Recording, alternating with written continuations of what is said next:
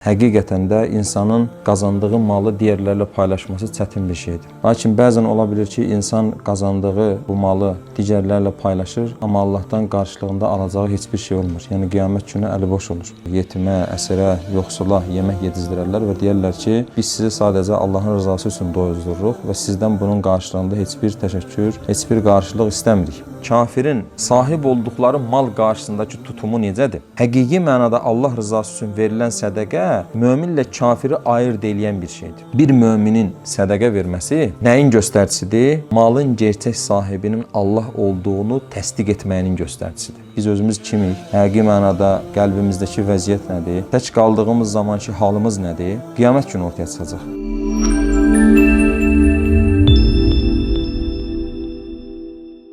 Euzu billahi mineşşeytanirracim. Bismillahirrahmanirrahim. Elhamdülillah və salatu vəssalamu alə Rasulillah. Quran oxuyan hər bir müsəlmana bəlli olduğu üzrə Uca Allah Quran-Kərimdə çox ciddi şəkildə infaq məsələsinin üzərində dayanır. Yəni infaq məsələsini bizə Rəbbimiz bir çox ayədə xatırladır. İnfaq ifadəsindən nəzərdə tutduğumuz, daha əvvəl bu barədə danışdığımız dərslərdə də qeyd etdiyimiz üzrə xərcləməkdir. Yəni Allah yolunda xərcləmək. Allah-u Teala insanlar arasında bu dünyada fərqli şəkildə malı təqsim eləyir. Biz bu ruzini, bu malı əldə etmək üçün çalışırıq, lakin ən son nəticədə hər şeyin Allahdan olduğunu da bilirik. Allah-u Teala insanlar arasında fərqli şəkildə təqsim edir dedik. Yəni bəzilərini zəngin edir, bəzilərini də fəqir edir və Allah-u Teala zəngin müsəlmanlara əmr edir ki, sahib olduqları, qazandıqları malları digər insanlarla paylaşsınlar. Quran-Kərimdə infaq məsələsi bir müsəlmanın imanının isbatı olaraq göstərilir ki, oxuyacağımız ayədə də görəcəyik. Həmçinin bir müsəlmanın özünü təmizləməsinin, nəfsini təmizləməsinin ən əsas səbəblərindən birisi olaraq qeyd edilir. Və Bəqərə surəsində sonlara doğru Rəbbimiz qullarını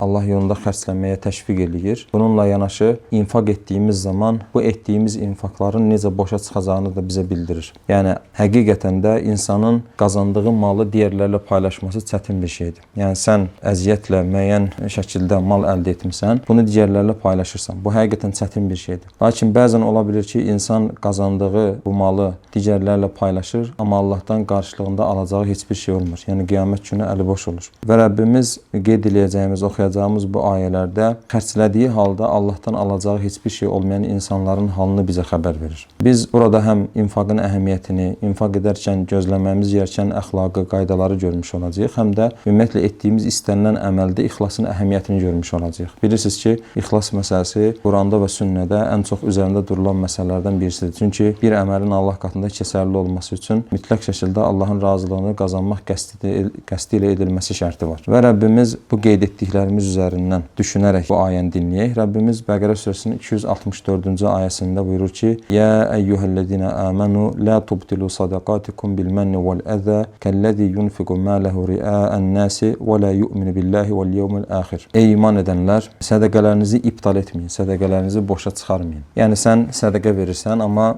sədaqə verməyinə rəğmən bu sədaqə boşa çıxa bilər. Yəni Allahdan alacağın heç bir şey olmaz. Necə sədaqə boşa çıxa bilər ya Rabbi? Ayədə Rəbbimiz bunu bizə çatdırır. Ey iman edənlər, özünü insanlara göstərmək üçün, yəni riya üçün malını sərf eləyən və Allaha və axirət günə inanmayan şəxs kimi sədaqələrinizi minnət qoyaraq və əziyyət verərək puça çıxarmayın. Demək ki, sədaqə necə puça çıxır? Minnət qoyursan və əziyyət verirsən. Yəni bir adama dəstək olursan, maddi şəkildə və yaxud başqa şəkillərdə. Yəni biz bunu tək sədaqə üzərindən düşünməyək, digər əməllərimiz üstünə düşünək. Hər hansı bir insana bir yaxşılıq eləyirsən, bu yaxşılığın ardınca ona minnət qoyursansa, yaxşılıq başına qalxırsansa, bu həmin etdiyin yaxşılığı, həmin etdiyin sədaqəni boşa çıxarmaq sayılır Allah qatında. Və bu nəyin göstəricisidir? Niyə görə sən bunu etdiyin zaman bu əməlin boşa çıxmış olur? Çünki Allah-u Teala bizə etdiyimiz əməllərdə yalnız bir niyyət daşımağımızı əmr edir. O da Allahın razılığını qazanmaq niyyətidir. Amma sən etdiyin yaxşılığın qarşılığında digərlərindən təşəkkür gözləyirsənsə və yaxud bu yaxşılığı başa qalxırsansa,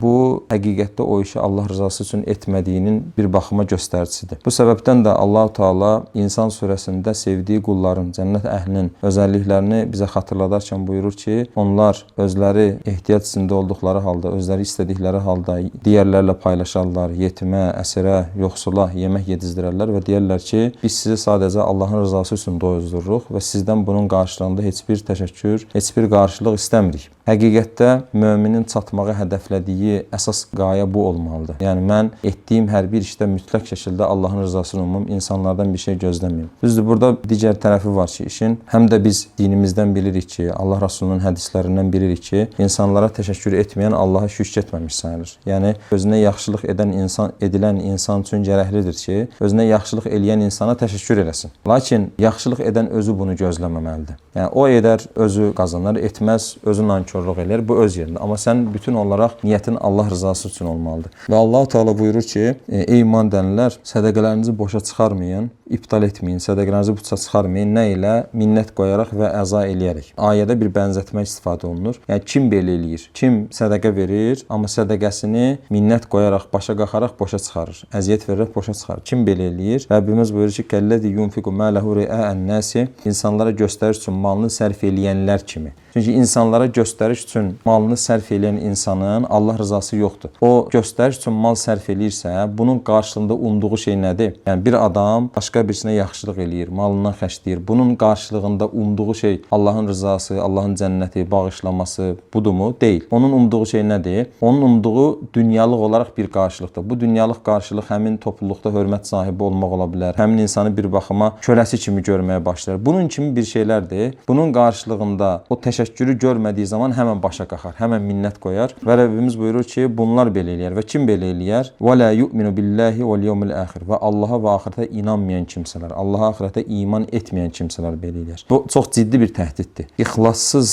edilən əməl üçün çox ciddi bir təhdiddir ki, Allaha və axirət gününə iman etməyənlər kimi, çünki Allaha axirətə iman etməyənlər belə eləyirlər. Rəbbimiz buyurur ki, necə ki Allaha axirətə iman etməyənlərin əməlləri puça çıxırsa, ey iman edənlər, siz də sədəqə verib, yaxşılıq eləyib, arxasınca başa qalxsaz, minnət qoysaz, sizin də əməlləriniz boşa çıxacaq. Təbəri öz təfsirində qeyd edir ki, bu ayənin təfsirində Amr bin Haris dedi ki, adamın biri savaşar, burada cihaddan örnək verir. Dedik ki, sədəqədən bəhs edilsə belə, biz bunu bütün əməllərimizə aid eləyə bilərik. Deyir ki, adamın birisi savaşır, yəni Allah yolunda bir iş görür, Allah yolunda cihad eləyir, hansı ki, cihad hədislərdə İslamın zirvəsi olaraq qeyd edilir. Adamın biri savaşar və heç bir şəkildə, məsələn, oğurluq da etməz qənimətdən, zina da etməz. Yəni, tam qaydalarına uyğun şəkildə zahirən belə görünür. Cihad eləyər, amma əməlindən heç bir şeylə geriyə qayıtmaz. Bunu bir nəfərin sözü olaraq Təbəri nəql eləyir. Bunun üzərinə onu dinləyənlərdən birisi deyir ki, Amr bin Harisi dinləyənlərdən birisi deyir ki, niyə belə dedin? Yəni adam Allah yolunda cihad eləyir, qənimətdən də bir şey oğurlamır, haramlardan da uzaq durur, amma qarşılığında niyə heç bir şey əldə eləmir? Bunlar hamısı çox ciddi təhdiddir düşünən insanlar üçün. O da deyir ki, adam savaşmaq üçün, cihad etmək üçün çıxar. Yəni biz bu cihadı nəyə tətbiq edə bilərik? Allahın dinini dəvət üçün, Allahın dinini xidmət üçün, insanlara İslamı çatdırmaq üçün çıxar, cihad üçün çıxar. Amma özünə bu savaşda, bu yolda bir sıxıntı isabət eləyər. Baxın,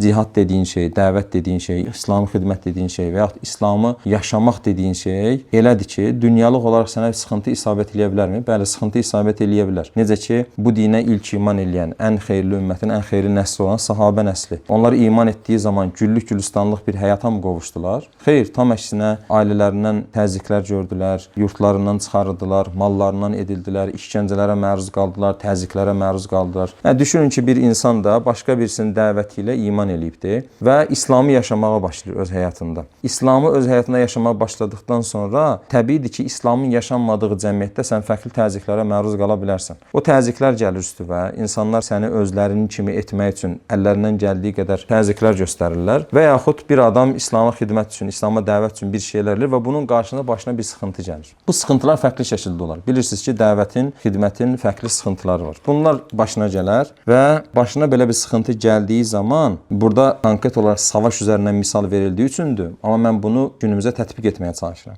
Başına sıxıntı gəldiyi zaman deyir, imamına lənət oxuyar. Yəni imamdan məqsəd nədir? Başındakı adama, idarəçisinə, onu bu yola sövq eləyənə, ona bu həqiqətləri çatdırana lənət eləməyə, söyməyə başlayır. Yəni adam birindən din götürdü, yaşadığı din səbəblə başına sıxıntı gəldi. Dolayısıyla sıxıntını kimə bağlayır? Din götürdüyü insana bağlayır. Və yaxud onu bu xidmətə təşviq eləyən, onu dəvətə təşviq eləyən insana bağlayır. Və həmin insana lənət etməyə başlayar və deyər ki, bir daha mən filan kəslərlə bir yerdə olmayacağam. Filan kəslərlə bir yerdə cihada çıxmayacağam. lazım. Təbəri bunu nəql edir ki, bu insanın etdiyi o əməl puça çıxmış sayılır. Və Allah Azze ve Celle bu ayədə də əməlin puça çıxma örnəklərindən bizə zikr edir. Və dəyərli müsəlmanlar, ayənin ardınca Rəbbimiz bir misal üzərindən əməlin necə puça çıxdığını bizə çatdırır. Baxın, burada nədir məsələ? Sədəqə var ortada. Bu sədəqə deyərkən indi bizdə dinləyənlərin çoxu gənclər olduğu üçün əsasən ağla nə gəlir? 5-10 manat, 50 manat, 100 manat sədəqə verdim, sədəqə puça. Amma ola bilər ki, adam çox böyük pullar sədəqə versin. Sənin həyatın boyu təsəvvür edə bilməyəcəyin böyük pullar sədəqə versin. Məscidlər tikdirsin, çox böyük, yəni şəkildə fədakarlıq eləsin, amma puça çıxsın. Qiyamət günü Allahın üzünə çıxdığı zaman heç bir şey əldə eləməsin. Mümkündür bu. Və Rəbbimiz belə insanların halını bir misal üzərindən bizə çatdırır. Fəmətəluhu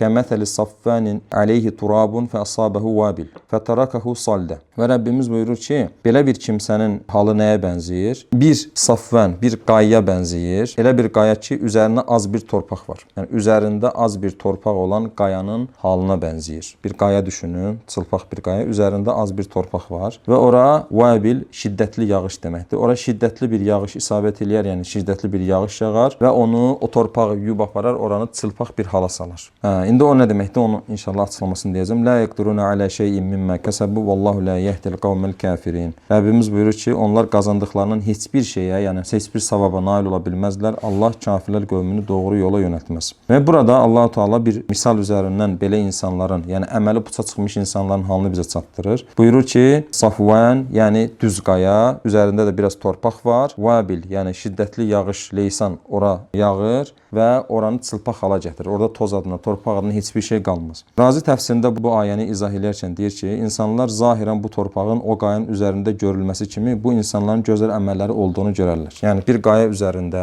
bunu izah edərkən iki izah gətirir, onu qeyd edək. Bir qaya üzərində torpaq var. Deyir ki, insanlar zahirən bu torpağın o qayanın üzərində olduğunu görürlər. Bunun kimi bu insanlar bu insanın gözəl əməlləri olduğunu görərlər. Yəni zahirən baxırlar ki, bu insanın sədəqələri var, bu insanın xeyir işləri var, dəvəti var, İslam üçün çalışması var. Bunu görərlər. Amma qiyamət günü gəldiyi zaman bütün bu torpaq, görünən bu şeylər şiddətli yağışın üzərindəki şiddətli yağış o qayanın üzərindəki torpağı apardığı kimi qiyamət günü də onun bütün əməlləri yuyulub gedər. Yəni heç bir şey qalmaz. Necə ki qaya o şiddətli yağışdan sonra çılpaq vəziyyətə gəlirsə, bu insan da əməlsiz vəziyyətə düşər qiyamət günü. Yəni heç bir əməli qalmaz. Çünki qiyamət günü insanların həqiqətinin ortaya çıxdığı gündür. Çünki qiyamət günü əməlləri nə üçün etməyinin ortaya çıxdığı gündür. Qiyamət günü yalnız Allah rızası üçün edilən əməllərə qarşılıq verildiyi gündür. Bu səbəbdən də qiyamət günü elə insanların üzləri ortaya çıxacaq ki, dəyərli qardaşlar. Həqiqətən bu,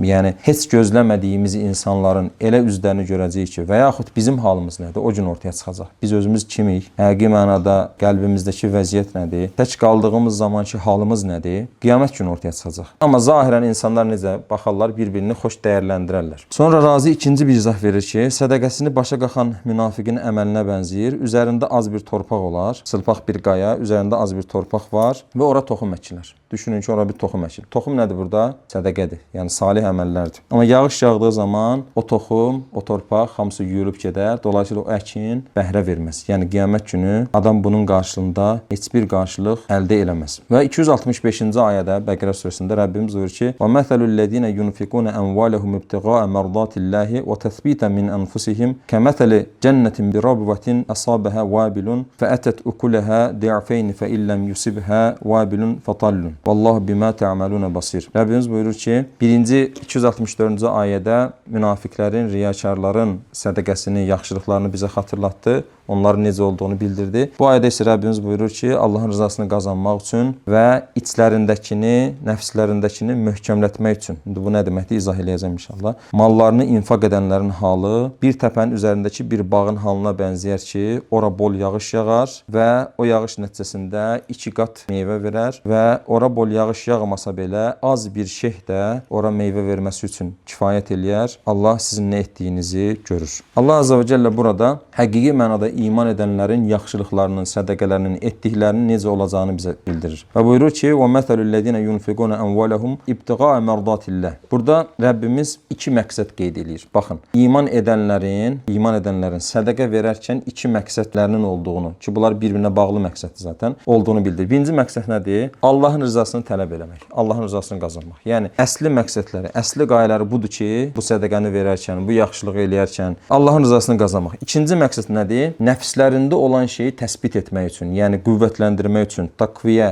yəni qüvvətləndirmək məqsədi ilə. Bunu izah eləyərkən razı deyir ki, nəfslərini bu sədaqə ibadətini mühafizə etməyə və onu pozacaq şeyləri buraxmağa yaxşıca öyrəşdirmək. Yəni sədaqəni pozacaq şeylər daha əvvəlki ayəni oxuyarkən qeyd elədik. O şeylərdən qorumaq və yaxud imanlarını sağlamlaşdırmaq. Yəni Allahın rızası niyyəti ilə verir, bir də nə niyyəti ilə verir? İçindəkiləri, o içində nəfslərindəkini qüvvətləndirmək məqsədilə. Ondan məqsəd nədir? Burada bir neçə əlavə izahlar qeyd edir razı və əsas məsələ budur ki, imanlarını qüvvətləndirmək məqsədilə. Çünki sədaqə bilirsiniz ki, təsdiq kökündən gəlir. Yəni insandakı təsdiqin göstəricisidir sanki. İnsandakı imanın göstəricisidir sədaqə. Yəni sədaqə nəyin etirafıdır? Möminlə kafirin sahib olduqları mal qarşısındakı tutumu necədir? Həqiqi mənada Allah rızası üçün verilən sədaqə möminlə kafiri ayırd eləyən bir şeydir. Baxın, bir kafir adamın malı qarşısındakı vəziyyəti necədir? Davamlı nə deyər? Mənim malımdır, mən qazanmışam. Yəni onun üzərində sahiblik iddia eləyər. Amma mömin bir adamın malı qarşısındakı tutumu necədir? Davranışı necədir? Bu malın həqiqi sahibi Allahdır. Allah bunu mənə nəsib eləyibdir. Mən də bunu Allahın göstərdiyi şəkildə təsarruf eləyəcəm. Yəni halalından xərcləyəcəm və Allahın göstərdiyi şəkildə infaq eləyəcəm. Bir möminin sədaqə verməsi, yəni sədaqə geniş bir məhfumdur. İçərisinə zəkat da daxildir, İslam üçün xərclənən pul da daxildir, fitrə də daxildir və digər sədaqələr. Bir möminin sədaqə verməsi nəyin göstəricisidir? Malın gerçək sahibinin Allah olduğunu təsdiq etməyinin göstəricisidir. Sədaqə təsdiqin göstəricisidir. Yəni sən etiraf edirsən ki, ya Rabbi, bu mal səndəndir. Bu malı qazanmaq üçün tamam, mən oxudum, bəlli səviyyəyə gəldim, zəkamı istifadə elədim, qazandım. Amma bu zəkanı mənə verən də sənsən. Oxumağım üçün, bu bilgiləri əldə etməyim üçün şərtləri yaradan da sənsən. Və yaxud müəyyən bir sənətlə əldə edirəmsə bunu, bu qabiliyyəti mənə lütf eləyən də sənsən. Bu əli mənə verən də sənsən. Bu ayağı mənə verən də sənsən. Bu vaxtı mənim üçün yaradan da sənsən. Ya Rabbi, mən yəni zahiri səbəblərə ilişib qalmıram. Bütün bunları mənim üçün yaradan sənsən. Sədaqə vermək onu göstərsin ki, etiraf edirsən ki, ya Rabbi, bu mal səndəndir, mənim deyil. Bu səbəbdən də hədisdə Allah Resulü necə buyurur? Sədaqə burhandır. Burhan nə deməkdir? Yəni imanın dəlilidir. İmanın isbatının göstəricisidir. Allah yolunda sədaqə vermək insanın imanının isbatının göstəricisidir. Və Razi burada bu qismi izah eləyərkən əlavə olaraq deyir ki, müəyyən işlərin, müəyyən feillərin, hərəkətlərin təkrar edilməsi mələkələrin meydana gəlməsinə səbəbdir. Mələkədən məqsəd nədir? İnsanda bir şeylərin qabiliyyət olaraq formalaşması. Artıq səndə bu formalaşır. Və deyir ki, mömin Allah rızasını gözləyərək sədaqə verdikcə, getdikcə bu onda mələkə halını alır artıq. Yəni getdikcə o riya xəstəliyini təmizləmiş olur və digər əməllərində də riyadan qorunmuş olur. Və sədaqədə əslində bu imkanlarımız daha çoxdur. Yəni digər əməllərimiz daha çox insanların gözü önündə baş verir. Amma sədaqə elə bir şeydir ki, xüsusən indiki dövrdə, yəni sən bunu daha çox gizli vermə imkanına sahibsən. Gizli verdiyin zaman bu əməl tam qorunmuş olaraq qiyamət günü sənin qarşına çıxacaq. Ona görə ayədə düzdür, açıqdan verməyə də işarə var, gizli verməyə də işarə. Açıqdan vermək hansı məqsədlə ola bilir? Təşviq niyyəti ilə ola bilir. Məsələn, zəkatı açıqdan verərsən ki, digər insanlar da təşviq olsun. Amma bu açıqdan verərkən belə sədaqəni İslam ədəbindən, İslam əxlaqındandır ki, bunu birbaşa həmin adama verməyəsən. Yəni, baxırıq ki, biz Allah Resulü sallallahu aleyhi ve sellem zamanında da, sonraki dövrlərdə də müsəlmanlarda sədaqə, zəkat və bənzəri mali ibadətlər müəssələşmiş şəkildə edilibdir. Yəni, nə deməkdir? Müsəlmanların içərisində müəyyən insanlar sanki bu işin müəssə formasını formalaşdırıblar, təşkilatlandırıblar bunu. İmkanlı müsəlmanlar onlara veriblər. Onlar da vəkil kimi bunları digərlərinə paylayıblar. Belə olduğu zaman ayədə sədaqəni puça çıxaran ünsürlərdən özünü qorumuş olsan, ayədə bildirilən. Yəni nə idi orada puça çıxaran? Minnət qoymaq, təşəkkür gözləyirsən. Amma sən sədaqəvi kimə verdiyi bilmədiyinə görə o insandan təşəkkür gözləmirsən. Çünki sən vəsilə üzərindən verdin. Ona görə də gözəl olan budur ki, bu yardımlar hamısı vəsilələr üzərindən edilsin. Və Rəbbimiz bu cür Allah rızası qəsdi ilə verilən sədaqənin misalını bizə çatdırır ki, belə infaq edənlərin halı bir təpənin üstündəki bir bağın toxumun halına bənzəyir ki, ora bol yağış yağar və 2 qat meyvə verər. Yəni ora faydalı yağış yağar, yəni onu yuyub aparmaz. O toxum fayda verər, meyvə verər. Bunun meyvəsi nədir? Meyvəsi qiyamət günü qat-qat toplayacağın, Allahdan alacağın savabdır. Və hətta ora şeyh belə isabət eləsə, yəni az bir şey belə dəysə, o yenə də meyvə verər. Yəni Allah öləm bunu da belə başa düşə bilərik ki, biri var gür yağış yağır, həmin ərazi meyvə verir. Bir də var şeyh. Şeyh bilirsiniz də nədir? Yəni adi bir o payız vaxtı, qış vaxtı yüngül bir yağış deyil də, yüngül bir su belə onun meyvə verməsinə bəs eləyir. Yəni Allah rızası üçün edilən əməllər şeyh kimi olsa belə qiyamət günü alacağın bir şey var. Allah rızası üçün etmədiyin əməllər yağış kimi olsa da qiyamət günü alacağın bir şey yoxdur. Yəni az belə olsa Allah rızası üçün edilirsə, qiyamət günü insan bu əməlinin qarşılığını alar və Allah təala Allah sizin nə etdiklərinizi görəndir. Və 266-cı ayədə Allah-u Teala yenə infaqla bağlı bir həqiqəti bizə çatdırır. İnşallah bu ayəni də qeyd edib bitirəcəm. Rəbbimiz deyir ki: "Əyəvəddu ahadukum an takuna lahu cennetun min nakhilin və a'nabin tecri min tahtiha'l anharu lahu fiha min kulli thamarat və asabahu'l kibaru və lahu zurriyyatun du'afa'u fa asabaha i'sarun fihi narun fahtaraqat kazalika yubayyinullahu lakumul ayati la'allakum tetefekkerun." Rəbbimiz buyurur ki, sizdən birisi istəyərmi ki, onun ağacları altından çaylar axan, içində xurma ağacları, üzümlüklər və hər növ meyvədən olan bir bağı olsun. Baxın, Allah Teala misal üzərindən çatdırır həqiqətləri. Deyir, sizdən biri istəyərmi ki, onun bir bağı olsun. Gözəl bir bağım var. Elə bağdır ki, içindən çay axır və o bağda xurma ağacları var, üzümlüklər var və hər növ arzuladığım meyvələrdən var. Və həmin adamın, yəni bu bağa sahib olan adamın zəif uşaqları var. Zəif uşaqlar nə deməkdir? Pul qazanmağa, yəni xəstə işləməyə, pul qazanmağa fürsətləri olmayan zəif uşaqları var və bu halda buna yaşlılıq gəlib, qocalıq gəlib. Yəni yaşlı adamdır, artıq özü yenidən qazanmağa imkanı yoxdur və üstəlik özündən sonra da varis buraxacağı kimləri var? Çox zəif uşaqları var, xəstə uşaqları var. Və bu adamın çox gözəl bir bağı var. Hər növ meyvədən olan bağı var. Və onun bağına odlu bir qasırğa düşərək yanıb tələf eləsin. Yəni birdən-birə bağı yandı. Allah Teala buyurur ki, sizdən birisi belə olmasını istəyərmi? Təbii ki, heç kəs istəməz. Burada Allah Teala bir misal verir. Bir insanın gözəl bir bağı var və işləyə bilməyəcək qədər aciz vəziyyətə düşübdür, yaşlanıb və möhtac və işləyə bilməyən uşaqları var. Ona möhtac olan və işləyə bilməyən uşaqları var və bu adam bir sabah oyanır ki, bağı yanıb kül olub. Bu vəziyyətdə onun qəlbindəki, Razinin izahıdır bu, onun qəlbindəki kədər və həsrətin necə olduğunu bir düşünün. Başa düşürük vəziyyəti. Bir düşünün ki, belə adam çünki ən çox kimi istəyər? Övladlarını istəyər. Övladları da xəstədir, möhtacdır, heç nə qazana bilmir. Özü də yenidən qazanma imkanına sahib deyil. Arxayındır ki, uşaqları ən azından bir bağ buraxıram. Bundan sonra onlar dolanışlarını təmin edir və bağ da yandı, kül oldu. Belə insanın içində formalaşmış o kədər, həsrət hissinin nə qədər böyük olduğunu bir düşünün. Və Razi təfsirində deyir ki, bunun kimi axirətdə cənnəti uman adam da infaqının ardıca başa qalxmaq varsa, infaqı Allah rızasından başqa niyyətlərlə edilibsə, yəni Allah rızasından başqa niyyətlə əməl edibsə, o kimsənin halı buna bənzəyir. Yəni bağı yanan adam kimdir? Heç bir şey əldə edə bilmir. Və deyir ki, bu misalda Allah Teala nəyi zikr eləyir? Necə ki, yaşlanmış adam təkrar qazanma imkanından məhrumdursa, qiyamət gündə adam təkrar qazanma imkanından məhrumdur.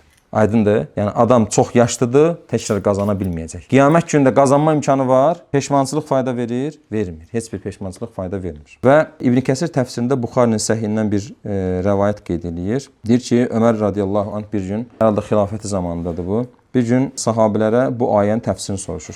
Bu oxuduğumuz ayənin, bu bağ misalı, yaşlı adam, uşaqları var, təfsirini soruşur. Onlar deyir ki, Allah daha yaxşı bilir. Düşünün bir məclisdir. Ömər radiyallahu anh soruşur ki, bu ayənin təfsirini bilən var. Onlar deyir ki, Allah daha yaxşı bilir. Deyir, Ömər əsəbləşdi və dedi ki, ya deyin bilirik, ya deyin bilmirik. Yəni bu nə cavabdır deyir. Yəni ya deyin bilirik, ya deyin bilmirik. İbn Abbas deyir ki, birisi Quran təfsirində peşkar idi. İbn Abbas deyir ki, mən bir şey düşünürəm. Ömər radiyallahu anh deyir ki, qardaşımın oğlu, özünü kiçik görmə, nə düşünürsənsə de. Və İbn Abbas deyir ki, bu ayədə Allaha itaət eləyən, sonra Allahın özünə şeytanı musallat etdiyi və bu səbəbdən üsyan işləri işləyərək, üsyan hərəkətləri işləyərək, yəni Allaha asilik eləyərək, yaxşılıqları boşa çıxaran zəngin bir insanın misalı verilmişdir, deyir İbn Abbas. Qısacası, dəyərli qardaşlar, 3 ayə oxuduq Bəqərə surəsindən. Bu qeyd etdiyimiz ayələrdə sədəqə üzərindən verilən misalla biz etdiyimiz işlərdə niyyətimizin necə olması gərəkdiyini və hansı qaydalara riayət etmədiyimiz zaman qiyamət günü itirənlərdən ola biləcəyimizi öyrənmiş olduq. Allah Azze və Cəllə bizə bu dünyada bol-bol salih əməllər etməyi və qiyamət günündə o etdiyimiz əməllərin qarşılığını görməyi nəsib eləsin. Elhamdülillahi Rabbil alemin.